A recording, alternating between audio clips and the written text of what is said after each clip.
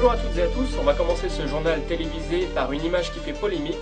C'est la visite du président de la FIDE, Kirsan Illoumijinov, qui est allé à Tripoli jouer aux échecs avec Mouammar Kadhafi, le leader libyen. Image assez surprenante qui donc a créé la polémique dimanche dernier. On va s'intéresser à l'actualité échiquienne internationale.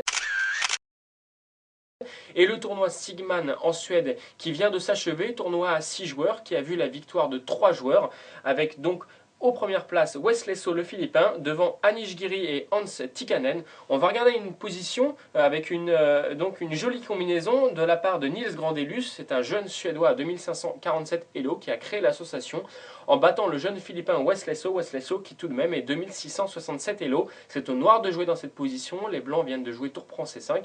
Et ici, les Noirs jouent et font échec et mat en jouant l'intermédiaire tour F6 échec, forçant cavalier prend F6.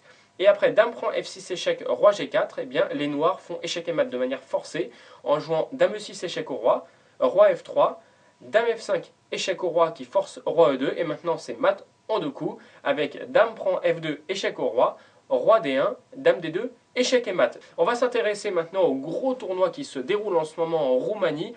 C'est le Kings Bazna avec 6 joueurs, 6 combattants, dont Magnus Carlsen, le numéro 2 mondial. Le Norvégien n'a pas joué de tournoi depuis le mois de janvier à Vikenzi. Il revient pour l'instant de manière triomphante, mais attention, il n'y a que 4 rondes de jouer. Il devance 4 autres joueurs qui ont 50% des points.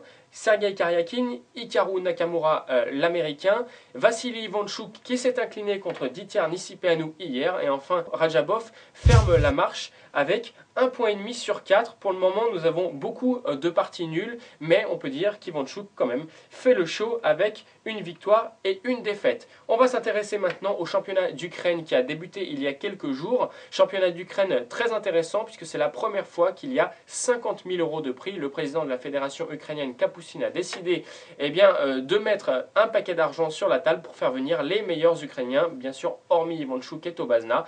Et pour l'instant, après 5 rondes, nous avons un seul leader, Ruslan Ponomariov, l'ancien vainqueur de la Coupe du Monde, est en tête avec 1 point d'avance sur 4 autres joueurs ukrainiens, Elianov, Areshenko, Krivojko et Efimenko, qui devancent eux 2 autres membres de l'équipe nationale, Volokitin et Moisenko. Donc encore 6 rondes à jouer dans ce championnat national. On passe maintenant en République tchèque avec un match qui a débuté il y a 3 jours entre Sergei Movsesian, maintenant arménien, 2705 Elo, contre David Navara, le numéro 1 tchèque, 2702 Elo. Après 2 rondes, nous avons 2 parties nulles. A noter la présence de Viswanathan Anand, le champion du monde, qui a procédé au tirage au sort et qui a donné une partie simultanée.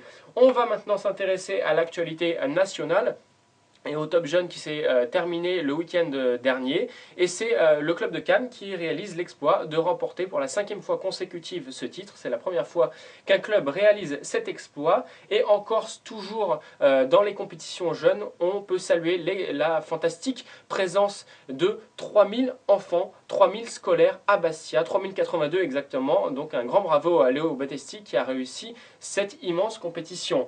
On va terminer ce journal télévisé par une compétition à venir dans 2 semaines. C'est la finale de la Coupe de France et la finale du top 12 féminin qui se termine aux Pyramides à Port-Marly. Je vous donne donc rendez-vous la semaine prochaine pour un nouveau journal télévisé avec le nom des vainqueurs. À bientôt.